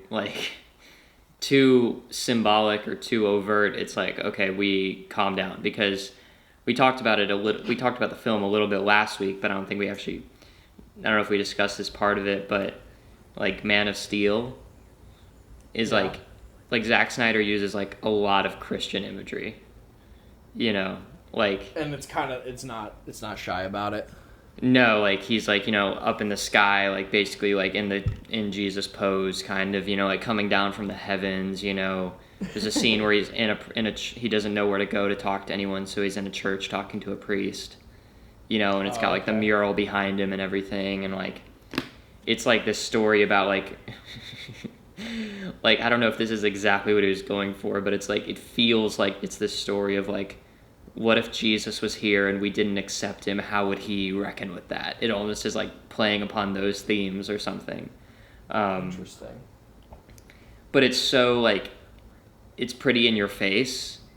You know what I mean? So it makes it harder to like accept almost. So I've never seen an objectively good, like, you know, like those, you know, like there's like nowadays there's Angel Studios, but like before that, like you get like your Christian movies that like are like bad. You know what I mean? Yes. Like, have you ever watched one of those? Yeah, I think I watched a couple at like church when I was younger, and I wasn't like analyzing film at the time, so I didn't like have any concept of it being a bad movie or whatever. Yeah, you were just like, oh, you know. But yeah, it's like I think about those, and like, you know, like you were saying with Man of Steel, where it's like it's kind of like in your face or whatnot, and like I guess not in Man of Steel, but in films like those, like it feels like it's like I don't know. They're just always not good. And It's trying I to don't know why they're never not good. It's trying to convert you. It's not like just like like I don't feel like Tarkovsky was like making the film in order to, you know, convert someone. Right. He was probably just like making a film that like reflected some reality that he felt he was living in. And when you try to convert someone, it's like this movie isn't coming from like I don't want to say it's not coming from a genuine place, but it feels like whitewashed. You know, it doesn't feel like I think even though this is like a super religious movie, up being like, for lack of a better term, like pornography for like Christian people. It's like what it ends up kind of functioning. It's preachy. As. Yeah. Yeah, I don't like it. Like you have a movie like, you know, Passion of the Christ, which is like, I think why it landed with so many people was because it's like, no, this was like a horrific experience. Yeah, he's just like, we're just gonna show you what the written story was about this in the most realistic, maybe over the top violence way possible. Yeah, maybe that's the far end of the spectrum, but like it feels more okay, you know, than like this guy who's like peacefully getting crucified. Yeah. Like, no, this was not easy for this guy to just get crucified. That's what I can't get over, dude. And, you know, we'll get a little too religious. I can't get over it. I know we've talked about this, but I'm like, Jesus was, like, I know it's, like, fun to think of him as, like, your bro and, like, you know, your bestie or whatnot. And, like, he is. He for sure is. But, like, his life on Earth, especially the hard parts, were, like, the hardest, like, at least if you believe the stories or whatnot, like, was basically the most difficult lived life on Earth that anyone was ever, or could ever live. So it's like, dude wasn't necessarily happy. Like, I think that's, like, you know, Marcus Aurelius came a little bit after Jesus. I'm pretty sure, like, Stoicism, like, came from, like, Jesus. Like, you know what I mean? Like, I'm pretty sure he's a lot more stoic than modern people like to paint. And so it's like, I see that reflected in, like, the modern day Christian movies where they're like, no, like, come on over, like, we're just having a good time. Like, literally, like, in Sinners with the vampires. Like, look at us, we're dancing. We're having a good time. We're going to live forever. Come join us. And everyone's looking at you guys like that y'all are scary right now. Like, I don't know. No, I mean, there's definitely moments, you know, it's like the moments where, like, Jesus flipped the table, you know, because people were selling stuff, or the moments where, like, I can't remember what the story was specifically, where, like, wasn't it like he was being surrounded or something, like, being praised, and then he, like, ran off to the cave or whatever? Do you know what I'm talking about? Ran off to the cave to do what? To, like, get away from, like, people praising him or something. Oh, yeah. People started to, like, you know, and we do believe he was a god, but started to, like, worship him like he was, like, a king or something like that, and he was, like, uncomfortable with that, and we got out of there. Yeah, so, like, when I see that story mentally in my head movie, he's, like, you know, stressing out and, like, runs away, you know, and is, like, very, like, actually, I think conflicted. He's full on, like, I think the story, it's, like, kind of unclear. I think he actually just, like, vanishes. Like, you know, like I think he full on, like teleports. Like, when the bus drives by and the person behind it is gone. Yes, like, it was literally, like, one of those. But yeah, also, like, he, like, sweat blood, like, in the Garden of Gethsemane. It's like, dude was having a hard time, and, like, again, like, we don't talk about, you know, we talk about 3 years of, like, Jesus's life. You get him when he was born, and then you get his ministry when he was, like, 30. It's like, he lived just like a normal carpenter's life for, you know, 20 years in between all of that. Like, yeah, that's interesting to think. Like, we're not even happening. We're, like, still younger than when Jesus, like, appears in the Bible, like, as an adult. Yeah, I do. That gives me a little comfort too. I'm like, all right, he didn't start what he was up to until, yeah, Jesus didn't make his first film until he was, like, 33. But all this to say, that's why I like Tarkovsky's movies, because it's like, it's a very serious, completely not in your face, like, portrayal of Christianity in the way that, again, you know, Christianity means something different in Western culture now because of non-denominational churches. So it's like, I want to use the term Catholic more, but yeah, he's just very serious about it, and, like, is very intense about it, and I'm like, these are cool movies. I mean, people have respected them throughout time, and he's a great filmmaker, and, you know, whatever. Yeah, I mean, it matters more, I think, like, how good of a filmmaker you are than, like, necessarily whatever message you're seeking to achieve. Like, I mean, I don't know if this is similar in the same ballpark or anything, but, like, you know, you look at the Fabelmans, like, that's a Jewish family, but it's not, like, promoting Judaism, you know, per se. Yeah. You know, it's just nice to see that in a movie too.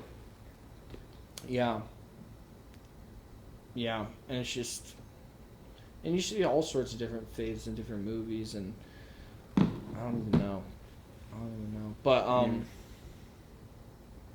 yeah. So I watched that movie, and then it got over. I went and got dinner, and I was like, I sat down and I just watched it again. So I watched it twice. Yeah. Wow. I watched it twice in one day. How long is it? 3 hours? Yeah.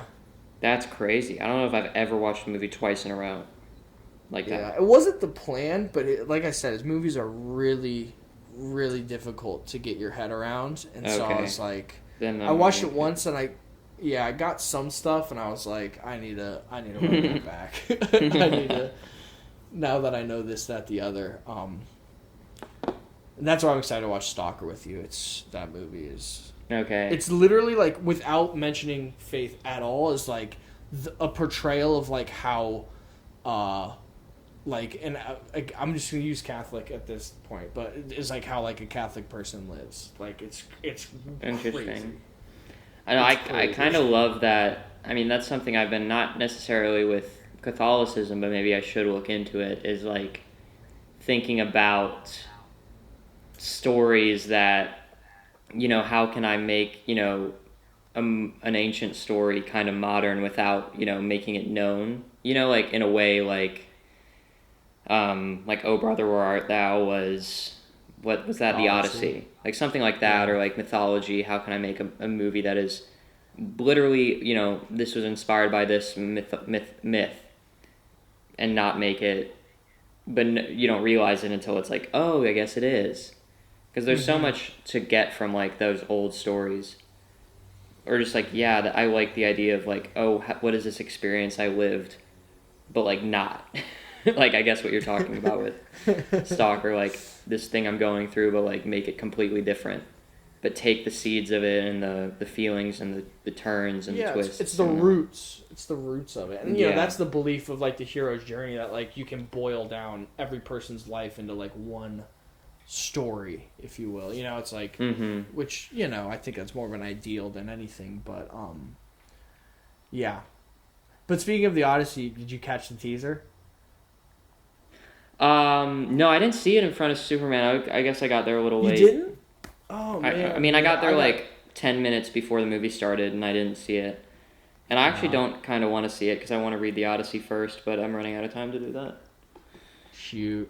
And you're going to just skip the Iliad?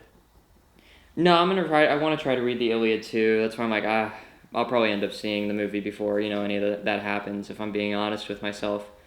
I'm just like, I'm better at it nowadays, but like I used to be in a place where it's like if I see a movie come out with the actor cast already, then I'm going to see like Matt Damon as I'm fucking reading the Odyssey.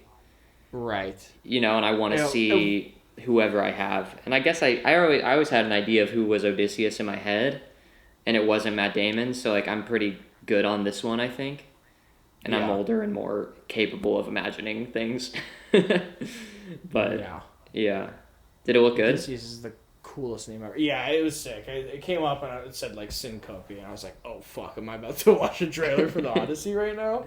And it was like, it comes out in like a year, right? And like apparently they're already selling tickets to the IMAX screenings like right now. I saw that. That's so, people are like reselling them for like hundreds of dollars. It's like all right, I'll just wait 3 days till it comes out after, I'll see it on Sunday, for $20. But we should maybe look into buying tickets 9 months early when I get to just for fun. Just for fun. Yeah, let's look.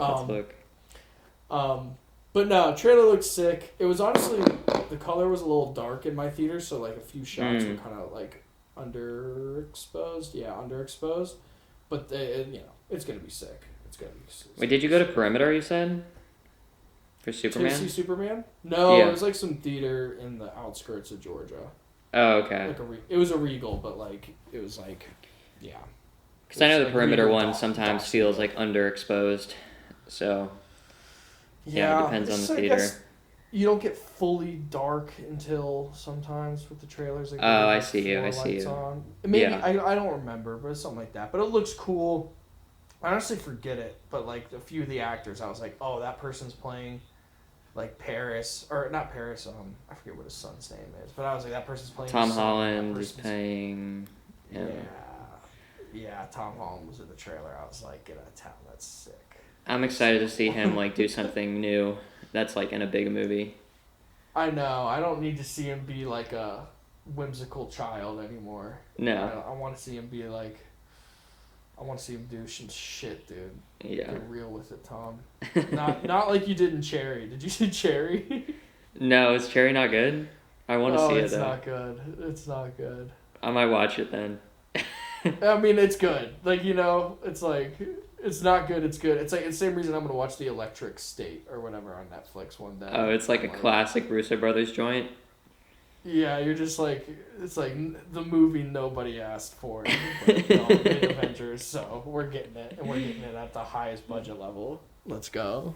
Yeah, it's like, I mean, I personally don't like that whole, like, nobody asked for this. It's like, nobody asked for Good Will Hunting.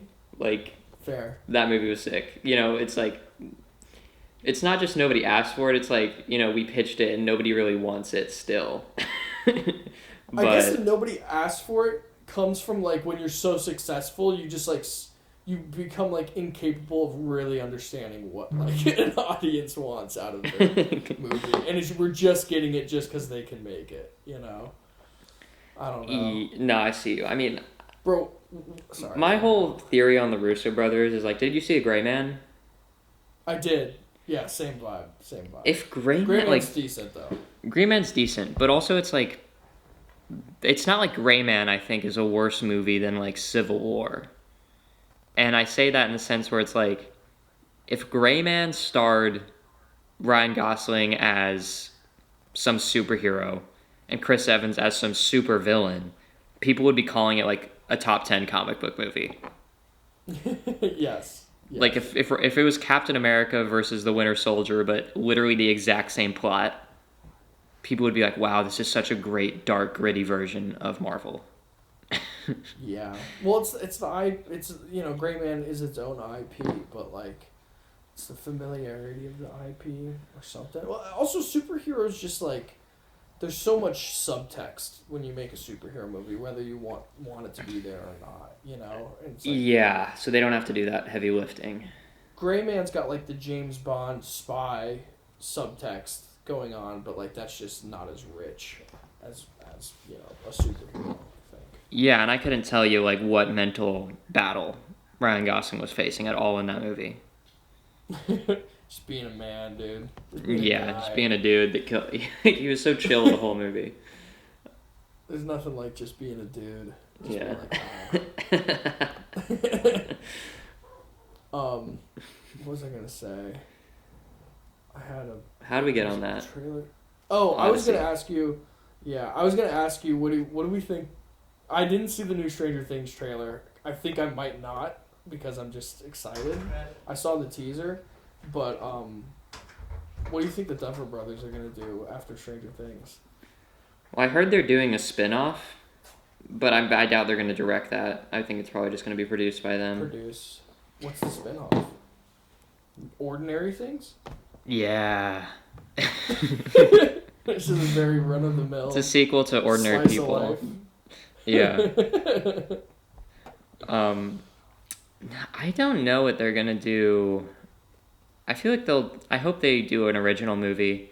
I feel like they're going to do like a Spielbergian type of film. I want like a 3.5 hour something. I need it to be like a huge event whenever it does come. They could easily do that. Like literally every episode of Stranger Things is a movie now. No, it is. It's hilarious. If they put like so one, funny. if they put, imagine if they, let's say it was 12 episodes and they literally did one a month, like in the theater. They're gonna be It like would make the final so much money. episode. The final episode of Stranger Things is gonna be like 4.5 hours long. It's gonna be like, Yeah. Guys, what is this? And no one cares. Everyone's like, give it to me. Give me 10 hours. Oh no, I'm thirsting for it. I need it. I don't think this is real. I saw like a thing and it's like the episode runtimes of season 5 and they were like all over 2 hours. I don't think it's real though. That can't be real. That can't be real. But I'm like, that would be insane. It was nuts when season 4 runtimes came out. There wasn't an episode like shorter than an hour and 20 minutes. And you're like, you guys just went out there and made 9 movies. I don't know. And everyone's like, why does it take them so long to make the show? And it's like, they're giving you 10 fucking movies.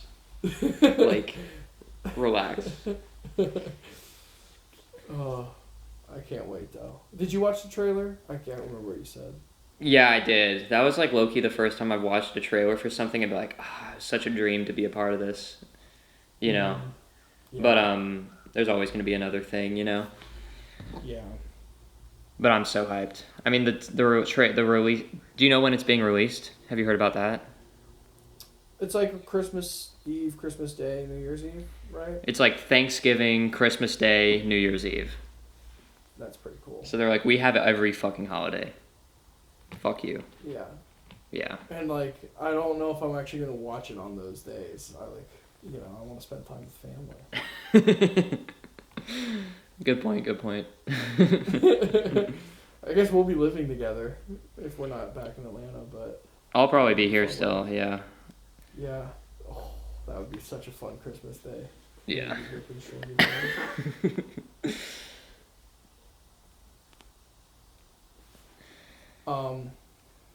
And then the last movies I want to talk about that I saw is me and Ben have been watching the Sonic movies.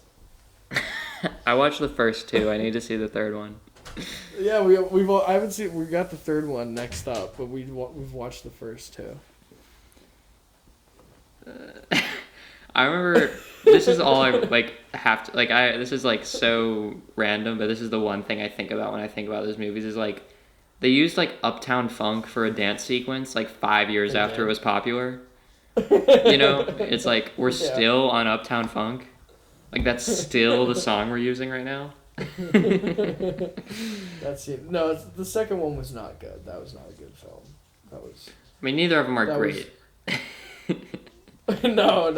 But the first one I liked. I was like, this is like a road trip movie. Like I wasn't expecting that. Like yeah, it's interesting. You know, and like they dial in on the theme so much more in the first one. You know, it's like, oh, like I can relate with that. Like Sonic doesn't have anybody. You know, he just wants a friend, and so then you're watching him become friends with James Marsden. You're like, I'd love to be friends with James Marsden, and Jim Carrey's great, but like in the second one, the theme becomes very loose, very very loose. Like they're not really focused on anything but like showing you cool characters. Yeah, what even happens in the second one? Wait, is the second one where he's like gonna get married?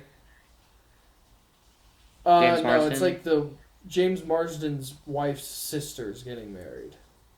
Oh.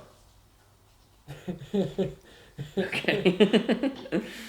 Did you saw White Lotus? It's the actress that plays the Belinda? director. Belinda, yeah. Oh, okay. She's the sister.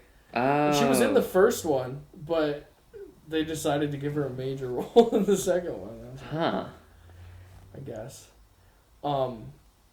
It's a weird thing. Yeah, oh, sorry. You go. No, I was just going to say, me and Ben get a kick out of Jim Carrey, though.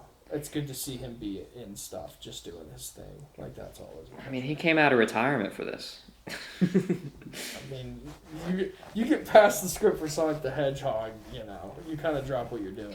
And there's also like an element of like, okay, I'm retired. Oh, one sec, my AirPod just died. Can you hear me? I can. My AirPod died. Let me grab another one.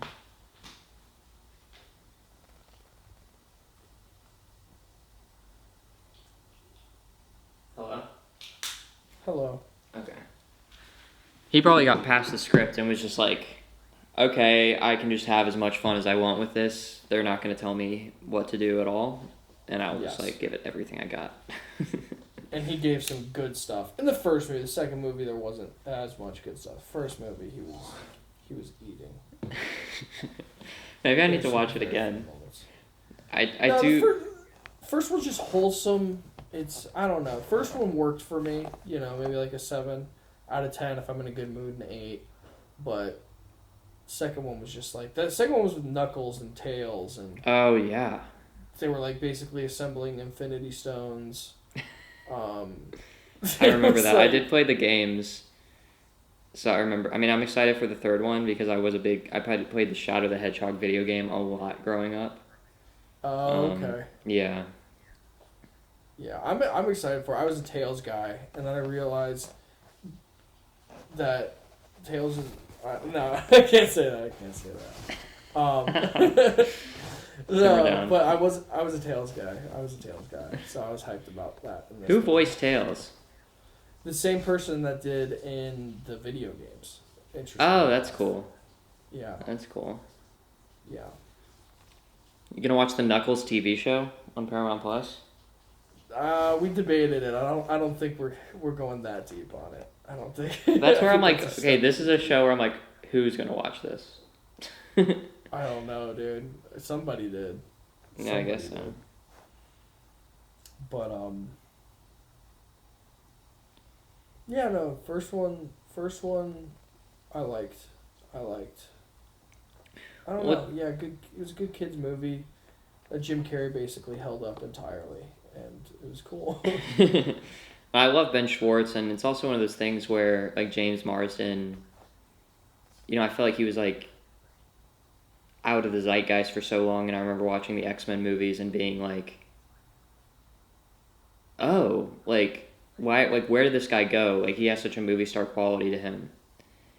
Like, he kind of just stopped being a star for whatever reason, and then, like, Sonic came out, and that kind of, like, blew him back up a little bit. Yeah, yeah, because he got Cherry Duty, and then I was like, oh, he won like an Emmy for that. Like, And now he's going to be in the new Marvel. what? Who is he? He's coming back as Cyclops. Oh, a Yeah. reprisal. Interesting. Yeah. I forgot because Jury Duty talks about all the movies he's in. I forgot he was in Enchanted. He's great in Enchanted. Oh, I did forget about that. Well, this goes back to our whole theory about, like, doesn't he play kind of like a weirdo in that movie? He's like he's the fairy tale prince in the real world. So fish out of water, in that sense. But, like, he's cool in real life, so he's good at playing that on screen. Yeah. You know what I mean? Yes. Yes. It's like you can't be, you know what I mean? No, we're all sickos. It's like we want to see the cool people be losers, and Yes. the losers be cool people. Yeah, because then it's like, It's well, like you're he not makes acting. fun of himself. He makes fun of himself all of Jury Duty. Mm-hmm. I guess he's just a regular guy in Sonic, though. But Yeah, but he's like, yeah, I guess he's an average Joe, but he's not like cool. yeah, no, he's kind of dumb. They call him Donut Lord. You know. In what? Oh, in Sonic? Yeah, that's like his nickname. I don't remember that. Yeah, it's good stuff. It's good stuff. Yeah, I think that's everything I've seen of note since we last talked. I know I've definitely seen more, but it's so hard to remember. We can do it more next pod. We can do more next pod. What? More if you like remember what you watched. Oh yeah, no, I'm just trying to think of anything else. Oh, I watched. Me and Ben also watched a movie from 2000 called Boys and Girls last night. Huh. You heard of this? No. It's very much like your standard, like, I love it, early 2000s movie, like you know, shortly after American Pie. It stars Freddie Prinze Jr., some girl I've never seen before, and Jason Biggs. Nice. So it's like, yeah, and it's like he's like a nerdy kid on a plane, unaccompanied minor. Girl sits down next to him, unaccompanied minor. She's very talkative and I guess attractive or whatnot, and you know, he's just kind of a nerdy guy. And then like flash forward like 4 years later, and he's like the team mascot and she's the homecoming queen, and he's just kind of like a loser and she's the cool girl, and like they kind of cross paths. And then flash forward, they're both at the same college together. Who would have thunk it, Jonah? Oh, At the same college together. And, like, they just kind of always run into each other. They're talking about the relationships that they're in. And, you know, believe it or not, they end up together by the end of it. So. I have been wanting to watch more of those. It's just so comfortable. Yeah, I feel like I haven't seen, like, any Freddie Prinze Jr. stuff, honestly. Like, other than Scooby-Doo. You gotta do She's All That for sure. I know, I have to do that one. That's like the Classic classic, movie. yeah. So good. Wasn't he in I Know What You Did Last Summer? He was, yeah. Did you see the new one? Yeah. Not yet. Me and Ben would maybe see that one, so perhaps I'll see that in the next week. He returned, I That's think. pretty good. What's that? I think he returned for it. I don't know. Yeah, I think it's him and Sarah Michelle Gellar return. Oh, and Jennifer. No, Sarah, not Sarah. Jennifer Love Hewitt. Yeah. Sarah. I didn't even realize they were both in the original. Is the original like fun, like Scream? Yeah. It's Scream, right? Is, in my opinion, I think in most people's opinion, like a god tier level movie. And so this is like the same thing if it just wasn't, you know, directed by Wes Craven. Like it just isn't on that same level, but it's still just, it's almost as fun and interesting. Yeah. Okay. I think it's for sure worth a watch. Maybe we'll watch that together. Yeah. We're gonna watch some good stuff. I was thinking for the podcast it might be fun to just like, after we literally like, because we'll break down a movie after we watch it, just like the second the movie's over, just start recording. Just whatever we talk about for like 20 minutes. And then we use that or something. I don't know. No, we'll I think talk that's a good about it idea. anyway. Yeah. But yeah, this movie had like a 5 minute long like dance scene in the middle of it, like him Love and the girl it. go to like a club, and it's like some like early 2000s like dance song that like is not good, and like they're just like doing a weird choreographed dance, and he's not quite getting it, and then like foam starts shooting on him, and I was just like, this is so early 2000s, and I feel so at home. I love a dance scene. Like that's my dream, is to have a dance scene in a movie, like a really good one, or one that makes you feel something. Not a musical. I mean, I'd love to do a musical, but like, I don't know. I just love dancing in movies as a device. Yeah. Yeah. Yeah, this one I don't know how many itches it would have scratched, but it was good. It was crazy. I was like watching the opening credits. It said like, produced by, it said like written by, and like the people who had written it, who've done like nothing else, but like thought that they were gonna be somebody. It was just like the Drews, like.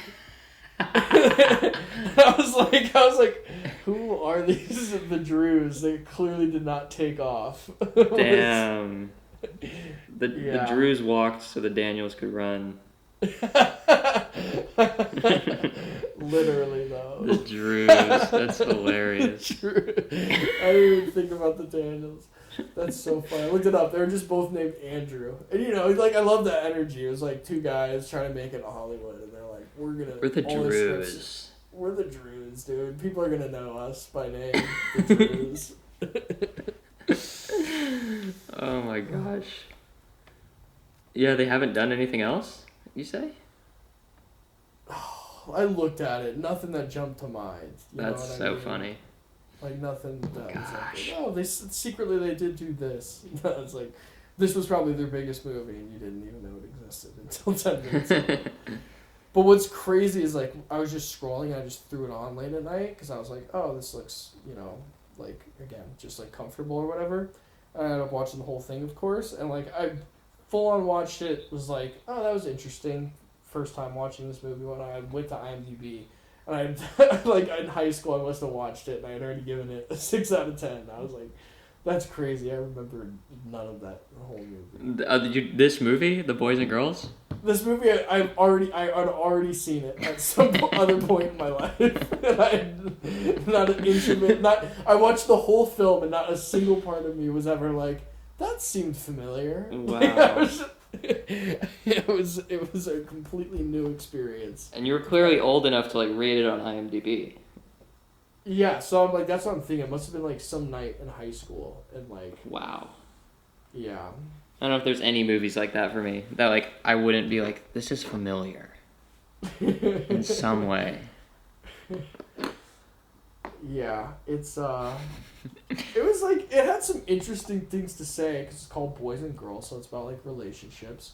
But she's like the non-committal person who like, never like, anytime anyone gets close to her, she pushes him away. And he's the nerdy guy, and so it's like he never has like any relationships or whatnot. And so like and it's like conversationally based stuff. So there is a lot of interesting back and forths going on, but I don't know. It was thought provoking at times, but I don't know. I mean, I have been into that kind of stuff in terms of like, at least when I read like plays, stuff that is like for people, relationship based. I find to be really the most exciting reads, and the most like room for comedy as well. Mm-hmm. So I'll probably check it out at some point in time. It's on the watch list now. It actually probably would give you a pretty good scene for acting class. Oh, maybe I will check it out then. Girl, like you could probably find a scene that's not like completely stupid. Like not honestly, like not a lot of them are like outwardly stupid. It's just kind of like overall as a film, just that isn't quite there. Yeah, that's honestly more of a filmmaking thing, I feel like, than even a writing thing, if it feels stupid. Mm-hmm. Yeah. Jason Biggs' character is like, sorry, we'll be done. We have like 5 minutes left. Ben just came in. All right, let's wrap up and then we we'll can, wrap yeah. up. But yeah. No, yeah. Yeah, so it was a good watch, but, well, we'll call it here, honestly. We're basically at the 2 hour We don't mark. need to delve too much into boys and girls. No. But that was just the last little time filler. Yeah. Alrighty. Well, we'll sign off. Well, thank you, everyone, for listening to this week's episode of... I almost forgot what it was called. I was like, the Soft Podcast? The Soft Focus Film Podcast. Film and TV Podcast. Like and subscribe. Stay tuned for more. Jake, anything to add? No, nothing to add. Awesome. All right. Have a good night, everyone.